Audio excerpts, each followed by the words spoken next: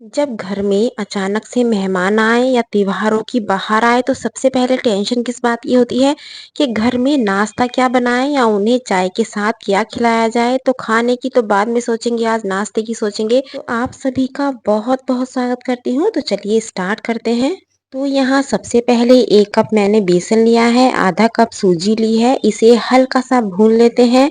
जितनी मैंने सूजी ली है उस कटोरी से नाप के मैंने यहाँ देसी घी लिया है।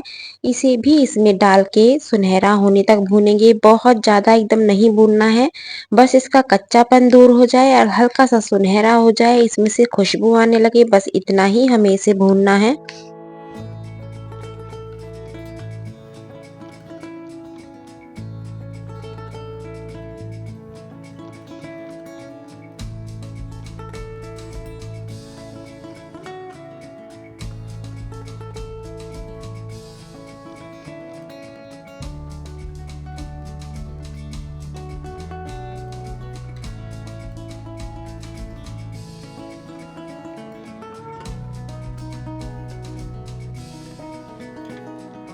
जब ये भुन जाए तो इसमें यदि आप चाहो तो थोड़ा सा फूड कलर ले लीजिएगा। मैंने यहाँ येलो कलर लिया है। यदि आपको पसंद नहीं है तो स्किप भी कर सकते हैं। और जिस कटोरी से नाप के हमने घी लिया था उसका आधी कटोरी हमें लेना है दूध, और दूध डाल के इसे फिर से भूनना है। जैसे जैसे ये भुनेगा वैसे वैसे ये बिल्कुल दानेदार हो जाएगा, आप देख सकते हैं। इस टाइम गैस की फ्लेम को लो रखिएगा, क्योंकि हाई रखेंगे तो एकदम दूध डालने से चिपक भी जाएगा और जलने का भी डर रहेगा। तो इसलिए आराम से भूनेगा, कोई जल्दबाजी आप मत करिएगा।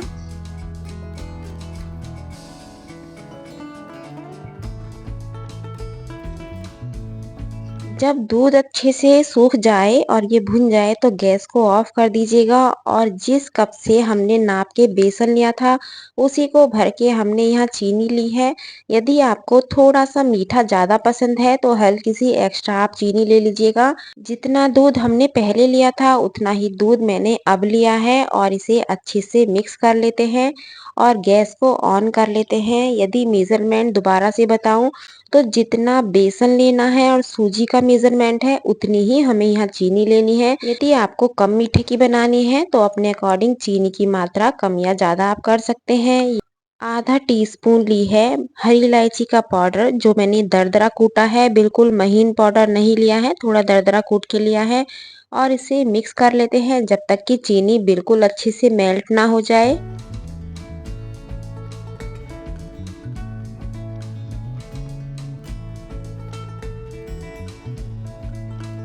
जैसे जैसे चीनी बेसन में घुलेगी वैसे ये पतला हो जाएगा, और इस स्टेज पे हमें लेना है 1 से 1.5 चम्मच देसी घी, और इसे अच्छे से मिक्स कर लेते हैं। बस आपको ये ध्यान रखना है कि चीनी हमारी अच्छे से इसमें गल जानी चाहिए, चीनी का दाना न रहे, बस इतना ही इसे पकाना है, क्योंकि बेसन हमारा पका हुआ है।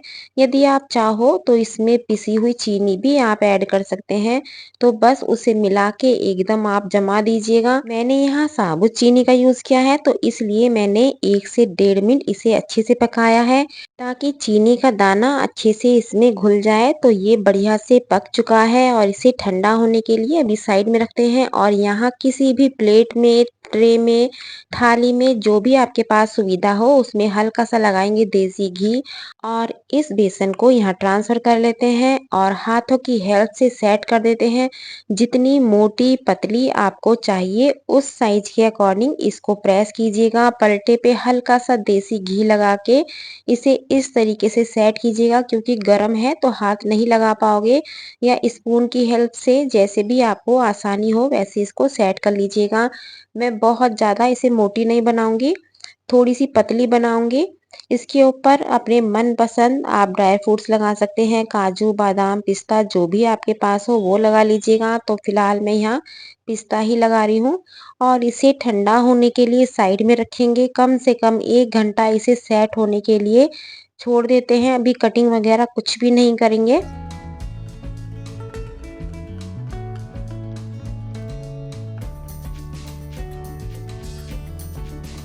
आप देख सकते हैं कलर कितना बढ़िया से आया है। तो इसे अभी ठंडा होने के लिए साइड में रखेंगे। और यहाँ ली है मैदा, मैदा को मैंने छान लिया है, इसमें थोड़ी-सी अजवाइन, हाफ टी स्पून से थोड़ा-सा कम मैंने यहाँ बेकिंग पाउडर लिया है, स्वादानुसार नमक, थोड़ा-सा हींग लिया है, इसे अच्छे से मिक्स कर लेते हैं। और मिक्स करने के बाद इसमें हमें लेना है घी। घी आप कोई भी ले सकते हैं, रिफाइंड ले सकते हैं, देसी घी, वनस्पति घी, रिफाइंड, मूँगफली का तेल, कोई भी जो भी आपको पसंद है आप उसके अकॉर्डिंग आप इसमें मोमन लगाइएगा और इसे अच्छे से मिक्स कर लीजिएगा।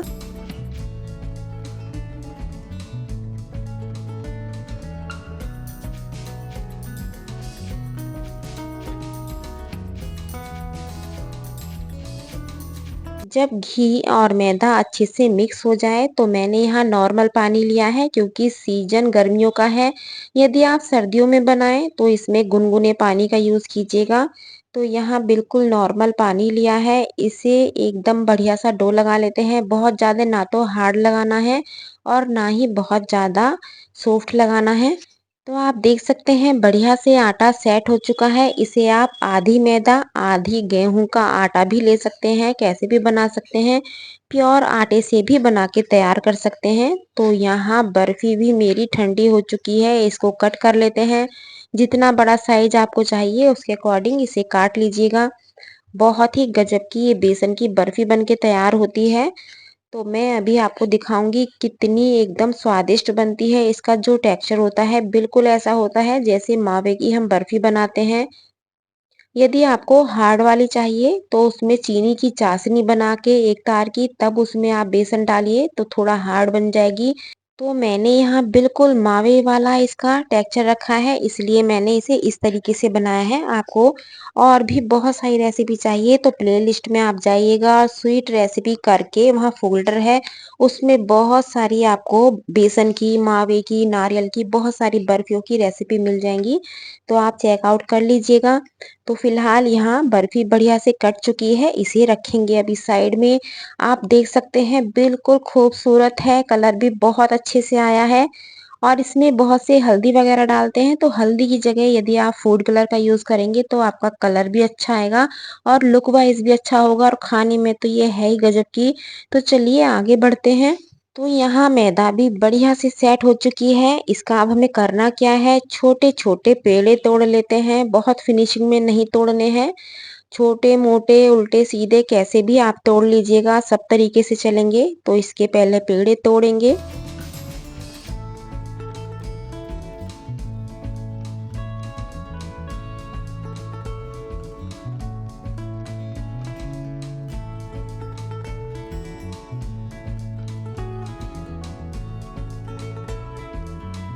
पेड़े तोड़ने के बाद इसकी लोइयां बना ली हैं, और लोइयां बनाने के बाद एक बड़ा सा पेड़ा मैंने बचा लिया है। इसका क्या करना है वो भी मैं आपको आगे बताऊंगी।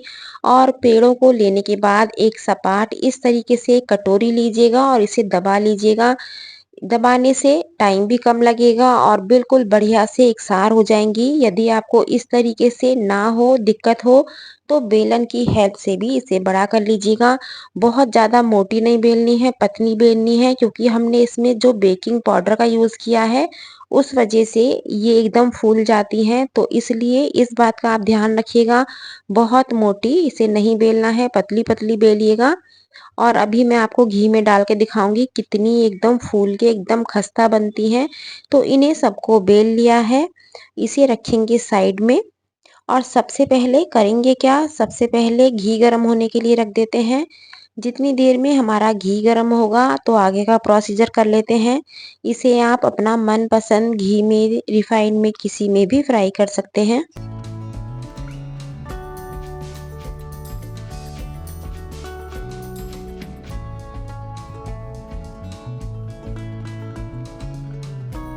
जो हमने बड़ा सा पेड़ा बचाया था उसे बिल्कुल पतली चपाती की तरह बेल लेते हैं, और बेलने के बाद इसे इस तरीके से किनारा निकाल देते हैं। फिनिशिंग में काम करेंगे बिल्कुल फर्स्ट क्लास, क्योंकि घर जब मेहमान आए तो हमारी हर चीज़ बिल्कुल परफेक्ट होनी चाहिए। क्योंकि पहले लुक वाइज सुंदर होना चाहिए, देखने में हमारी खाने का जो भी रेसिपी है देखने में सुंदर होगी तो खाने वाले का अपने आप ही मन करेगा खाने का। तो इस तरीके से कट लगा लेते हैं। दोनों ही चीज़ें सेम मैदा की बनाई जाएँगी, इसलिए मैं दोनों ही चीज़ आपको बना के दिखा रही हूँ। ऐसा नहीं है कि पेंसिल पारे की अलग मैदा होगी या नमक पारे की अलग मैदा होगी या मट्ठी की अलग मैदा होगी। सभी चीज़ एक ही मैदा से बनाई जा सकती हैं, केवल शेप चेंज कर रही हूँ मैं। मैदा एक ही है और दोनों ही शेप अलग हैं और ये बन गए मेरे पेंसिल पारे। इसे हम पेंसिल पारों के नाम से ही जानते हैं। आप क्या कहते हैं ये कमेंट्स बॉक्स में बताइएगा। तो यहाँ घी बढ़िया से गरम हो चुका है, इसमें डाल लेते हैं ये मट्ठी। बिल्कुल लो फ्लेम रहनी चाहिए, हाई फ्लेम पे इसे नहीं डालना है। और सारी मट्ठी बहुत सारी एक बार में आ जाती हैं, ऐसा नहीं है। गिनती की 4-4 या 5-5 आप फ्राई करेंगे, कम से कम 10 से 12 एक बार में कढ़ाई में आ जाती हैं। बड़ी कढ़ाई हो तो 15 से 20 भी आ सकती हैं। तो आप देख सकते हैं किस तरीके से ये फूल चुकी हैं। इन्हें 2 से 3 मिनट हो गया है। 2 या 3 मिनट के बाद इनका साइज काफ़ी मोटा हो जाता है, एकदम कढ़ाई भर जाती है। तो इसे हमें एकदम नहीं पलटना है, इन्हें आराम से सिकने देना है।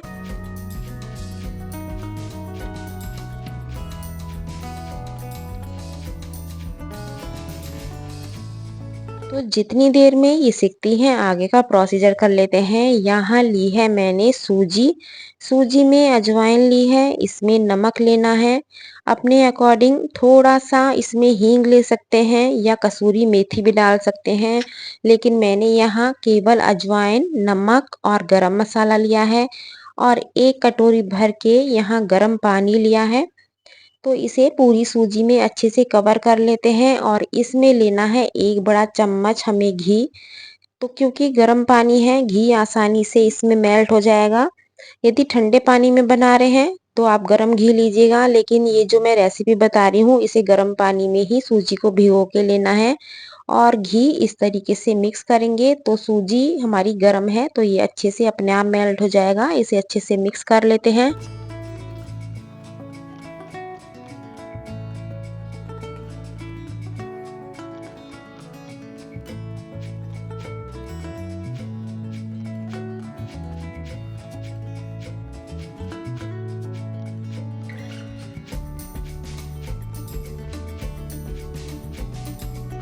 जब ये अच्छे से मिक्स हो जाए तो 10 मिनट के लिए इसे साइड में रख देते हैं ताकि सूजी अच्छे से फूल जाए। तो यहाँ मट्ठी को पलट लेते हैं। इसे पलटना कैसे है ये भी आप देख लीजिएगा। चिमटे की हेल्प से एक-एक मट्ठी लीजिएगा और इसे पलट लीजिएगा, क्योंकि एकदम आप पौनी से पलटेंगे तो टूटने का डर रहेगा, क्योंकि ये बहुत ही खस्ता होती हैं और बहुत ही स्वादिष्ट होती हैं, बहुत नाजुक होती हैं, इसलिए बहुत सावधानी के साथ इन्हें पलटना पड़ता है। इन्हें अल्टा-पल्टी करके बिल्कुल सुनहरे होने तक फ्राई करना है। तो चलिए जितनी देर में ये सुनहरी होती हैं उतनी देर में हमारी अपनी सूजी देख लेते हैं। सूजी बढ़िया से फूल चुकी है। अब हमें करना क्या है, इसमें डालनी है मैदा। तो जितनी मैंने सूजी ली है उतनी मैं मैदा लूँगी और मैदा को अच्छे से मिक्स कर लेते हैं। मैदा यदि आपको लगे कि ये पतली हो रही है तो एक्स्ट्रा में मैदा डाल लीजिएगा, कोई दिक्कत नहीं है। लेकिन डो इसका बिल्कुल परफेक्ट होना चाहिए, ना हार्ड होना चाहिए और ना ही सॉफ्ट होना चाहिए। जैसे हमने मट्ठी के लिए किया था आटा, ठीक उसी तरीके से इसे करना है। तो यहाँ मुझे थोड़ी पतली लग रही है, इसलिए मैंने मैदा का और यूज़ किया है। और इसको हाथों से अच्छे से मसलते हुए बढ़िया सा एक डो लगा लेते हैं।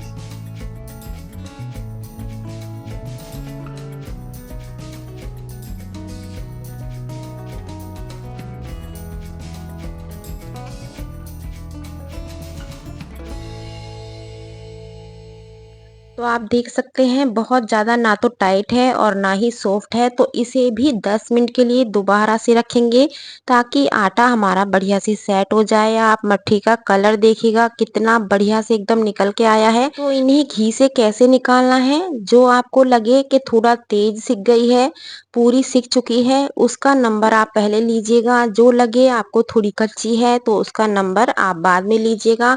इसी तरीके से करते हुए आप सारी मट्ठी घी से बाहर निकाल लीजिएगा।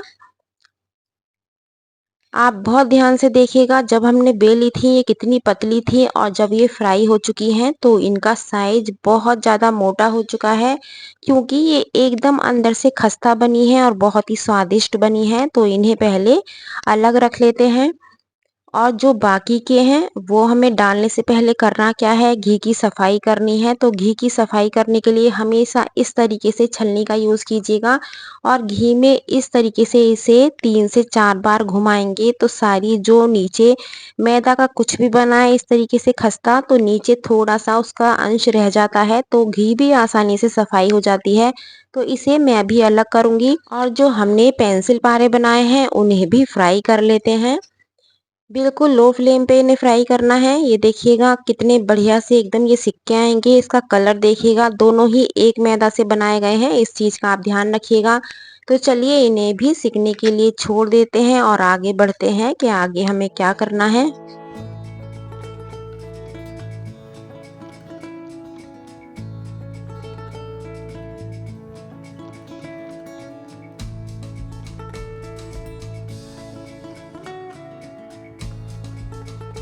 तो यहाँ आटा बढ़िया से एकदम सॉफ्ट हो चुका है, इसके पेड़े तोड़ लेते हैं।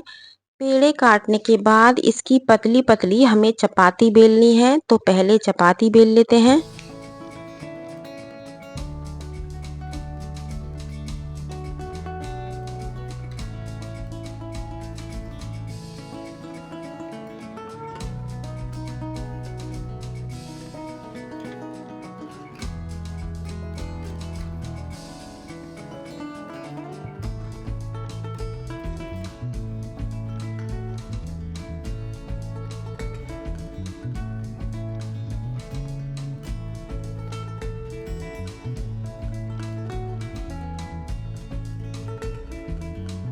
जितनी पतली बेल सकते हैं उतनी पतली चपाती बेलिएगा और इसके किनारे काटने के बाद इसे इस तरीके से चकोर पीस में काट लीजिएगा। बहुत बड़े साइज में नहीं काटने हैं, थोड़े छोटे छोटे पीस में काटने हैं। ये मैंने 1 इंच के करीब काटे हैं, तो आप देख सकते हैं कितने पतले एकदम एकसार एकदम फर्स्ट क्लास कट के तैयार हुए हैं। तो सारी मैदा के मैं इस तरीके से पहले बना लेती हूँ।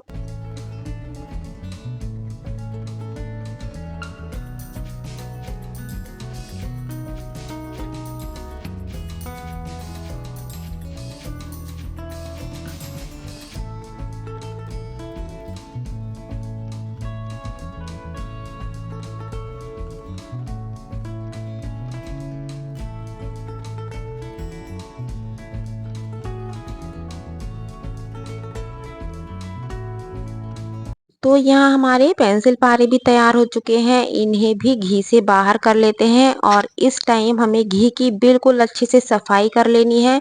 और इसमें और भी घी डाल के मैंने इसे गरम कर लिया है। आप देख सकते हैं घी बढ़िया से साफ हो चुका है, कोई इसमें गंदगी नहीं है। तो इसमें छोटे वाले पारे भी डाल लेते हैं। बिल्कुल लो टू मीडियम फ्लेम पे इन्हें सुनहरा होने तक फ्राई कर लेते हैं। ये इतने हल्के फुल्के होते हैं कि एक बार में बहुत सारे फ्राई कर सकते हैं। तो यहाँ मैं काफ़ी सारे डाल रही हूँ, एक भी चिपकेगा नहीं, एकदम खिला खिला एकदम फर्स्ट क्लास बनेगा। कलर आप देख सकते हैं बिल्कुल सेम वही कलर आया है, बहुत ज़्यादा इन्हें नहीं सेकना है। तो इन्हें भी घी से बाहर कर लेते हैं। तो अभी तक आपको रेसिपी कैसी लगी है जल्दी जल्दी से कमेंट्स कीजिएगा और इतने सारे नाश्ते की रेसिपी आप कहाँ से देख रहे हैं ये भी बताइएगा। तो यहाँ मेरे नमक पारे बिल्कुल सुंदर छोटे छोटे एकदम खस्ता बन चुके हैं, ये थोड़े करारे हैं। और जो हमने मट्ठी बनाई है ये घर में यदि बुजुर्ग हैं तो उनके लिए ज़रूर ट्राई कर सकते हैं, बहुत ही गजब की बनती हैं। अभी बहुत ज़्यादा गर्म है तो मैं आगे इसको तोड़ के भी दिखाऊंगी। तो आगे बढ़िएगा और देखिएगा कौन कौन सा नाश्ता हमारा बनके तैयार हो चुका है। ये पेंसिल पारे बन चुके हैं, मीठा भी तैयार है। आगे और भी बहुत सारी रेसिपी मैं आपको दूं, लेकिन प्रॉब्लम होती है कि वीडियो बहुत ज़्यादा लंबा हो जाता है, तो फिलहाल आज इतनी ही काफ़ी है। तो यहाँ प्लेटिंग कर लेते हैं। तो यहाँ मेरी मट्ठी भी आ चुकी हैं, पेंसिल पारे आ चुके हैं, बर्फी भी आ चुकी है और ये नमक पारे भी आ चुके हैं। जल्दी जल्दी से कमेंट्स कीजिएगा आपको इन सभी में कौन सी रेसिपी ज़्यादा अच्छी लगी है। त्योहारों का टाइम है तो जल्दी से बनाइए और घर में स्टोर करके रखिए, क्योंकि जब भी घर पे कोई मेहमान आए तो झटपट से उन्हें चाय के साथ आप खिला सकते हैं। बहुत ही गजब की है, बच्चे हों या बड़े सभी को ये नाश्ता बहुत पसंद आता है। ये बर्फी आपको तोड़ के दिखाती हूँ, ये देखिएगा बिल्कुल मावे वाला टेक्सचर है। है, ऐसा नहीं है हार्ड है या कोई दिक्कत है। यदि और भी रेसिपी चाहिए तो आप प्लेलिस्ट में जाएँगे, स्वीट रेसिपी करके उसमें बहुत सारी बर्फ़ी की रेसिपी आपको मिल जाएँगी। ये देखिएगा कितना खस्ता है एकदम, कितने भी टुकड़े कीजिएगा, बहुत हल्के हाथ से तोड़ रही हूँ, एकदम खस्ता है, एकदम स्वादिष्ट है। मट्ठी भी तोड़ के दिखा देती हूँ, एकदम अंदर से जाली पड़ी हुई है। ये देखिएगा बहुत हल्के हाथ से तोड़ी है, एकदम फर्स्ट क्लास है, ऐसा नहीं है कि इसमें घी भरा हुआ है। बहुत स्वादिष्ट है और खुशबू भी इसमें बहुत अच्छी आती है अजवाइन की और हींग की। तो जैसे बताया है, जिस मेज़रमेंट के साथ बताया है, इसे ज़रूर ट्राई कीजिएगा और अपने मेहमानों को खिलाइएगा। और मेरे लिए एक काम ज़रूर कीजिएगा, जिस टाइम आप कमेंट्स लिखेंगे उस टाइम आपको एक हाइप का ऑप्शन मिलेगा। तो मेरी रेसिपी जैसी भी लगी है तो उसमें पॉइंट्स देने हैं तो वो ज़रूर दीजिएगा। कल फिर मिलती हूँ एक नई रेसिपी के साथ। Thank you.